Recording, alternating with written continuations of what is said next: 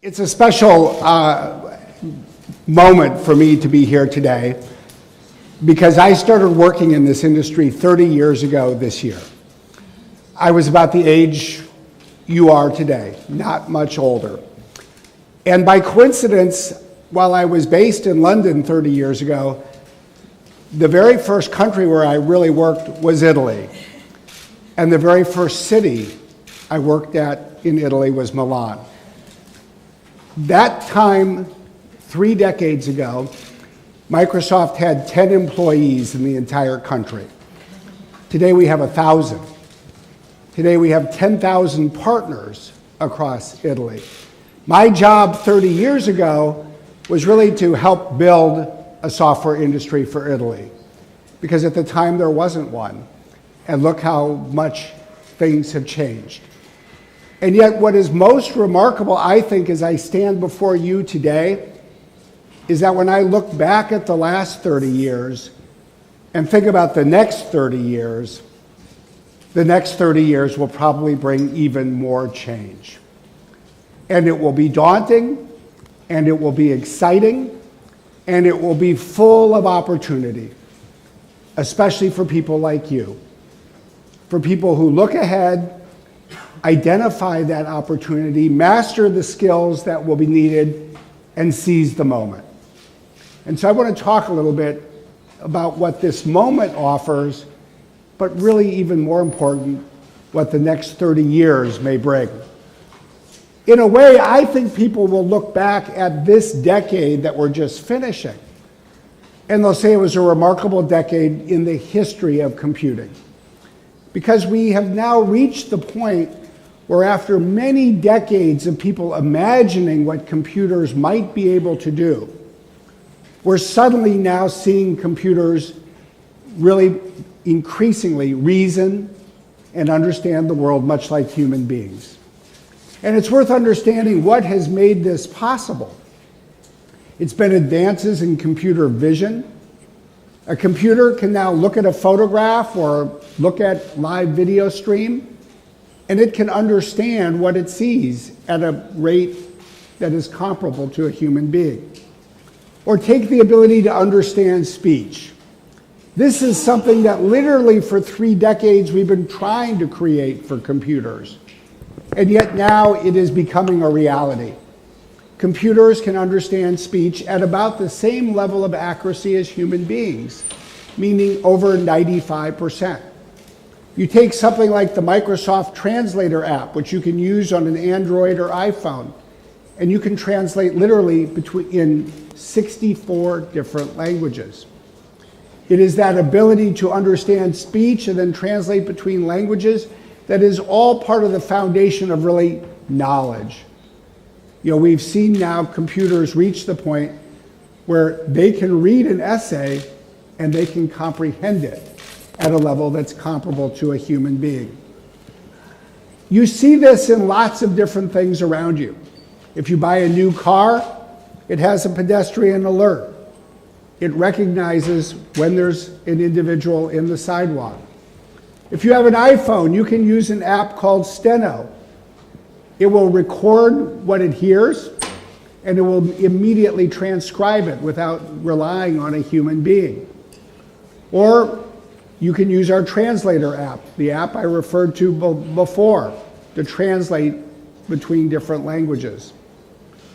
Or if you use Spotify, or Netflix, or iTunes, you actually experience machine learning probably every day or every week. Because what you find are these applications will recommend what you may want to listen to or watch next based on what you've been listening to or watching already.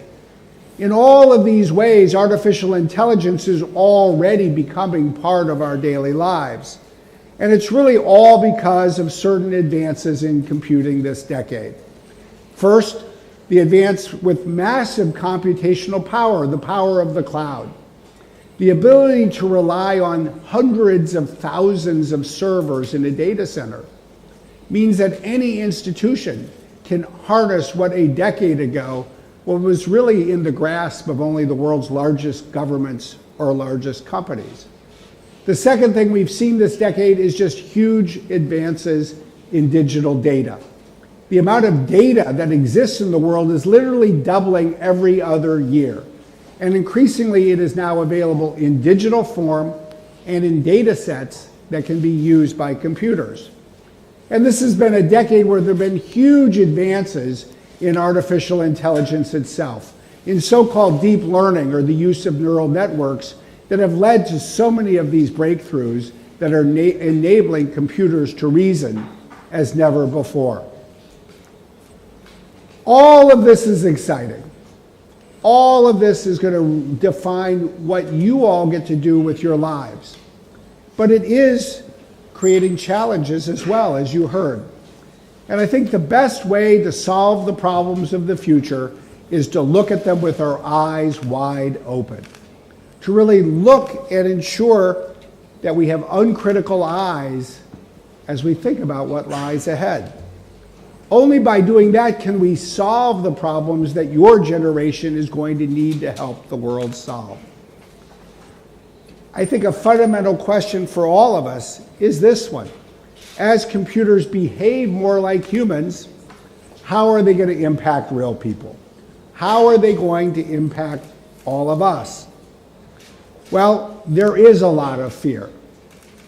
In the final months of Stephen Hawking's life, he looked around and worried that computers could replace humans altogether. And that is one view of the future. It's a view of the future that we need to think about if we're going to avoid it. I think we need to recognize that there is no single crystal ball. There is no one who can stand here or anywhere and say, I have seen the future, because none of us have. We all have the opportunity to help shape it. But there are important things that we can learn. There are lessons that we can apply that enable us to help predict the future. And I want to share a few thoughts with you this morning so that we can build on these lessons to do what we need to do to build a brighter future. In a sense, I think one thing we can learn from is history. The history of how technology has reshaped economies and jobs and societies in the past. This is a photograph that depicts a scene in Germany in 1888. It's really remembered as the first real trip taken by someone in an automobile. The woman is Bertha Benz.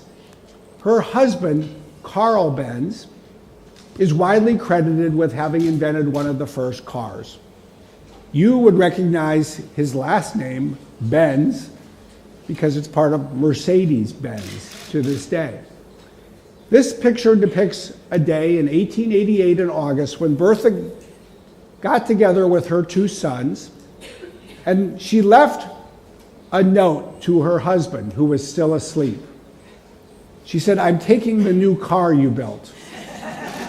I'm taking it for a ride. She had a very specific reason for doing this. Just a couple of weeks earlier, her husband had gotten the car out in front of their house. They had invited the press. There were photographers. He showed how you could drive it around the driveway, and no one was excited. Well, she had paid for this invention with the dowry that she had brought to her marriage, and she was not content to let that experiment end in failure. So she said, I will show the world what this car can do. And she drove it that day 100 kilometers to her mother's house. And by the time they arrived that night, the world woke up. It said, this automobile is going to be a part of our future. But there's another interesting part of the story. That was in 1888. Immediately there was hype, there was excitement. But it actually took a long time for cars to be adopted in any great number. Here is a photograph of Milan. That photograph was taken in 1924.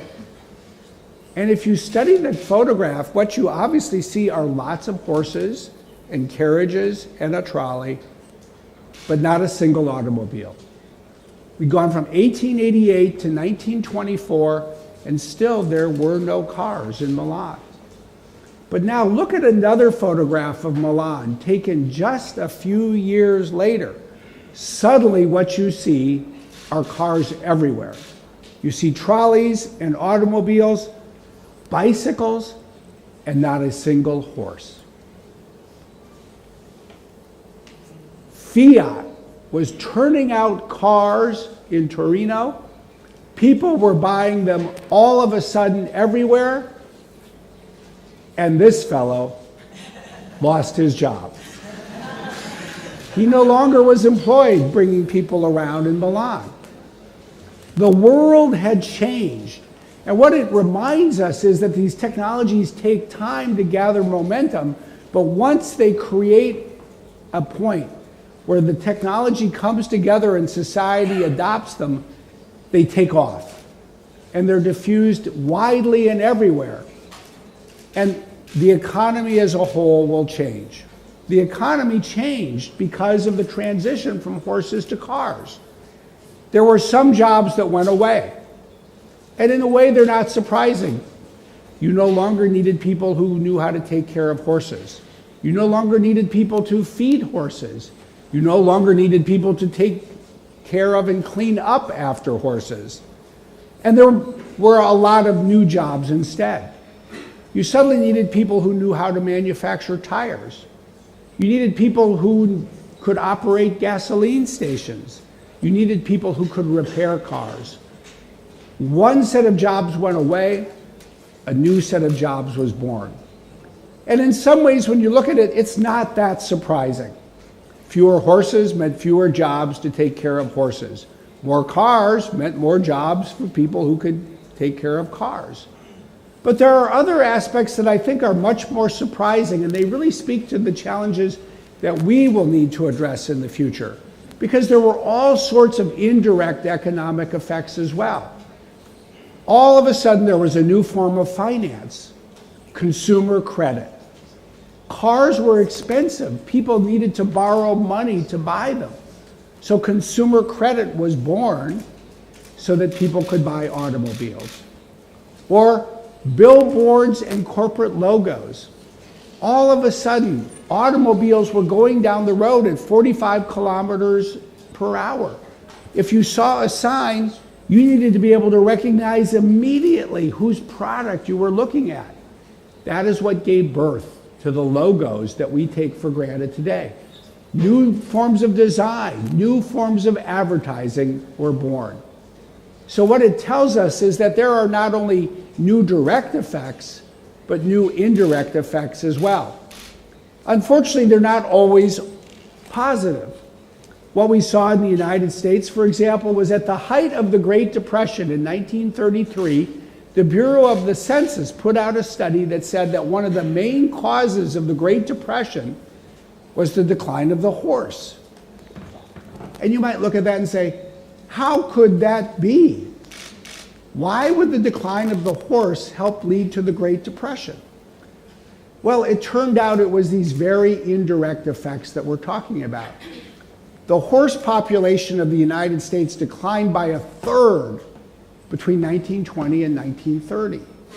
So what did farmers do? They stopped growing crops that were popular with horses. Horses like hay, people do not. Horses eat oats, so do people, but not nearly as often. So the farmers stopped growing hay and oats, and instead they produced more crops that were popular with people. Crops like wheat, like cotton, like tobacco. But what happened was, as the farmers produced more of these crops, they overproduced them. The prices fell, they plummeted. And as the prices fell, so did the incomes of the farmers. The farmers could not repay the loans to the banks. The banks started to foreclose on the farmers. But the banks couldn't keep up with the downturn in income for the farmers. Soon the rural banks couldn't repay their debts to the urban banks. Soon this infected the entire financial system in the United States, across Western Europe, in Australia and Canada, and around the world. So it tells us that when we think about the future, it's not just the direct economic effects, It's all these indirect challenges that we as in communities and governments around the world need to be prepared to manage. We saw similar transitions because of the invention of the personal computer. When we brought computers to Italy and around the world, what we saw was that there were fewer people needed to type documents. Typewriters disappeared. If you walk into a modern office building today, everyone does their own typing on their own laptop or their own desktop computer. But we saw people learn new skills. People had to learn how to use these devices. Employers invested in training their employees. We'll see that unfold in a very similar way again, as we now have AI reshape the economy. Ultimately, these lessons from history should call on us to ask, how is work going to change? It's already changing, and it has many more changes ahead, and it is a set of changes that will absolutely change your future as you go out into the workplace. Well, one of the questions that anybody should ask is, if we look at jobs, what jobs will AI replace? Well, one way to learn from that is history, but there's another way as well. It's to ask, what is it that AI does well? If AI does something well, it's more likely to replace a job that has that task. Well, think about what we saw before. AI involves the ability of computers to see and to analyze and to make decisions. So a job like radiology, reading an X-ray, is widely considered to be one of the medical jobs that will most be impacted by AI. Or think about driving. Think about what we fundamentally do if someone drives a car or a truck. You're constantly looking at what is going on around you. Vision. You're understanding it and you're making a decision. Speed up, slow down, stop, turn right, turn left. As computers master that, they will increasingly be able to take over more and more of the tasks of driving. Think about a job at a call center. What does a call center job involve? First, you have to understand what someone is saying, understand human speech. You need to be able to analyze their problem, and you need to make a decision about how to solve the person's problem. These are tasks that AI increasingly is able to handle. That's why when we think about a call center or taking an order in a fast food restaurant, that's why these are jobs that are more likely to be handled by AI. Similarly, the job of a language translator or even a paralegal in a law firm. Here too, we're going to see AI at work. Now, the fact that we're going to see these things happen does not mean that they'll all happen tomorrow. These things take time. And if anything, people in the technology sector find it difficult to make a prediction about when exactly this will happen. I'm reminded of a meeting I had 2 years ago. I was with Satya Nadella, our CEO. We were in Berlin, and we met with German Chancellor Angela Merkel. And there was an interpreter in the room as well. And Satya was describing how AI was going to change jobs. And he said, you know what? AI is going to replace human interpreters. He then realized what he had said. He turned to the woman who was the interpreter and he said, oh, I'm sorry. She said, don't worry. Somebody from IBM told me this 20 years ago, and I'm still here. So there are many predictions about timeline that are very difficult to offer with certainty. But I think the direction is increasingly clear. But there are some jobs that AI won't replace. And when you think about it, we think about human empathy, human understanding, the advice and support that people need. People like nurses and social workers or teachers and therapists, they'll all use AI, but they're much less likely to be replaced by AI. In fact, what is really exciting is that AI will empower people in many new ways. And these are great opportunities for everyone to think about for the future. Think about what AI can do for people with disabilities, what it can do to foster inclusion. Think about what a computer that can see can offer a person who is blind. Think about what a computer that can hear can offer to a person who is deaf. These are game changers, and we're already seeing this in new ways. Just to give you a glimpse of what this is doing to change people's lives, I want to show you this short video. Seeing AI is a Microsoft research project for people with visual impairments. The app narrates the world around you by turning the visual world into an audible experience. Point your phone's camera, select a channel, and hear a description. The app recognizes saved friends. Jenny near top right, 3 feet away. Describes the people around you, including their emotions. 28-year-old female wearing glasses looking happy. It reads text out loud as it comes into view, like on an envelope. Ken Lawrence, P.O. Box. Or a room entrance. Conference 2005. Or scan and read documents like books and letters. The app will guide you and recognize the text with its formatting. Top and left edge is not visible. Hold steady. Lease agreement. Disagreement. When paying with cash, the app identifies currency bills. $20 US. When looking for something in your pantry or at the store, use the barcode scanner with audio cues to help you find what you want. Campbell's tomato soup. When available, hear additional product details. Heated microwave bowl on height. And even hear descriptions of images in other apps like Twitter by importing them into Seeing AI. A close-up of Bill Gates. Finally, explore our experimental features like scene descriptions to get a glimpse of the future. I think it's a young girl throwing a frisbee in the park. Experience the world around you with the Seeing AI app from Microsoft. That's a great example of how AI is making people's lives better. In fact, it's enabling human beings to accomplish more. And as we go forward, we're going to see entirely new jobs result from the invention of these AI systems. Already we're seeing new jobs emerge. Next generation architects working with 3D augmented reality, facial recognition specialists who are being trained to use facial recognition services.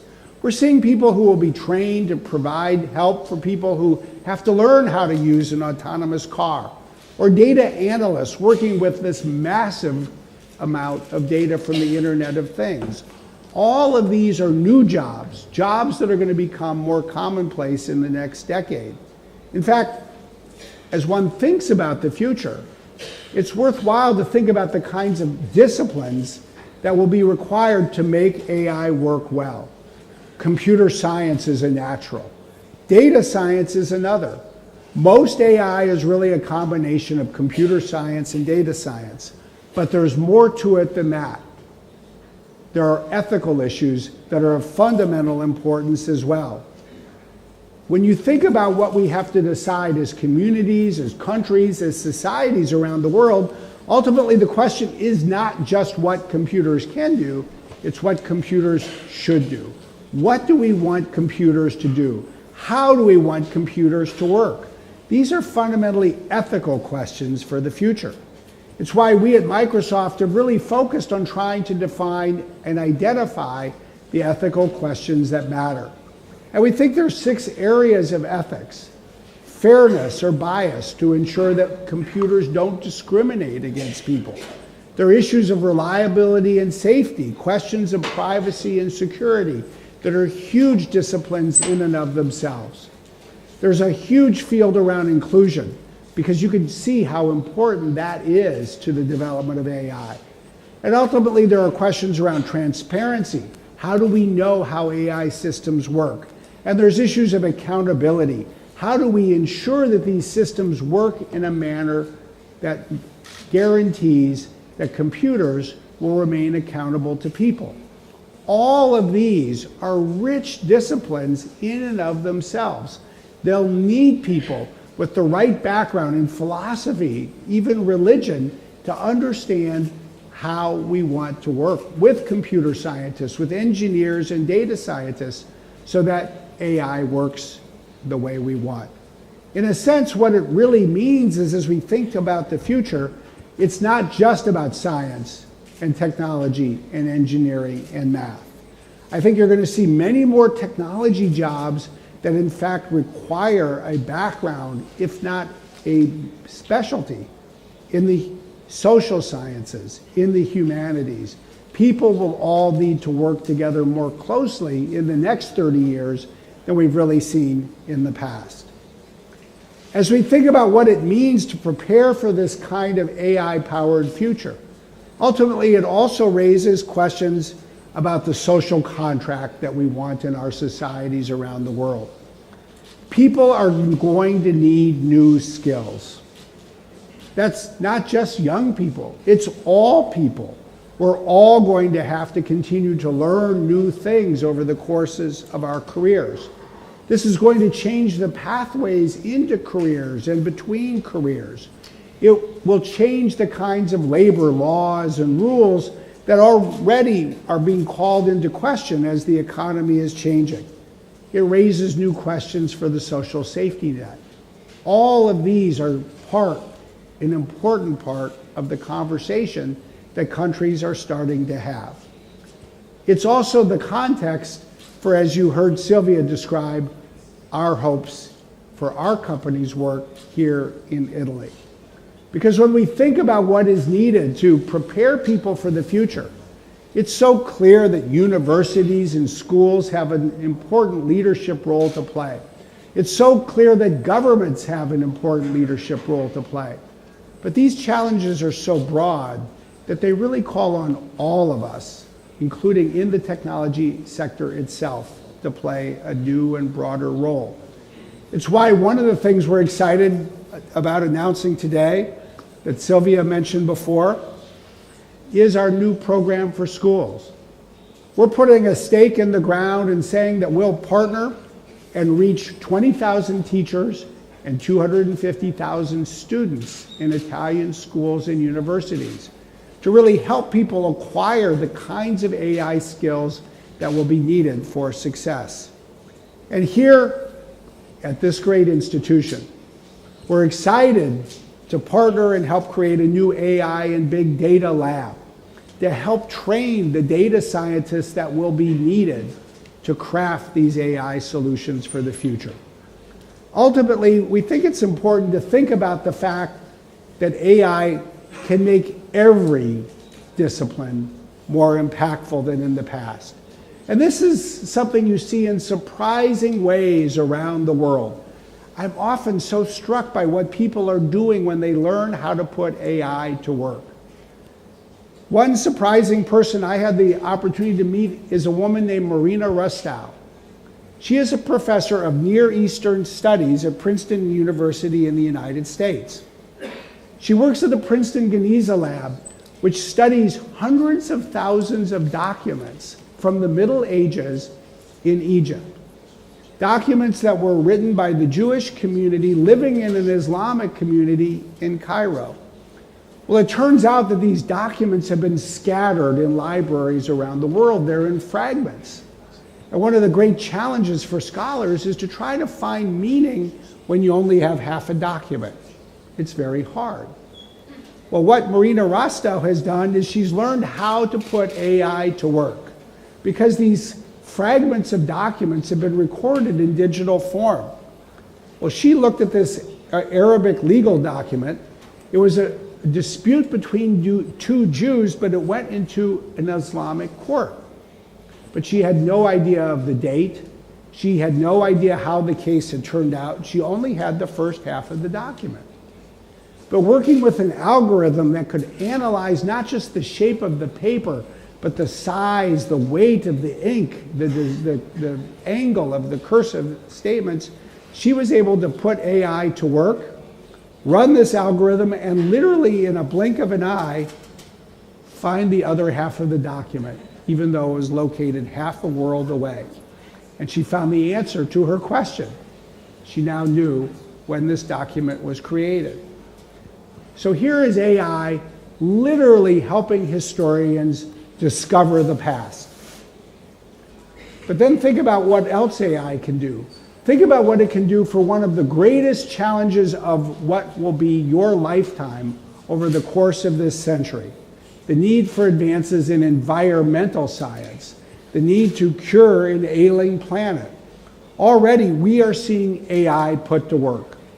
At Microsoft, we've launched a program called AI for Earth. It's a $50 million commitment to bring AI and apply it on the great issues relating to sustainability. Issues around climate and water, agriculture, and biodiversity. Already, we are working literally with universities and NGOs and startups around the world so that AI can be used by environmental scientists to help solve the problems of the world. All of this gives us an opportunity to build on the past, to learn from the past, to remember from the past that there are certain values that are timeless for all of us. And we always need to stay grounded in them. But the great opportunity for you, for your generation, is to build on the past and move into the future. To put this technology to work. Not only to build a better future for yourselves, but to contribute to a better nation and help us all pursue a better world. That is your opportunity. And that, at its best, is what we hope technology can do. Thank you very much.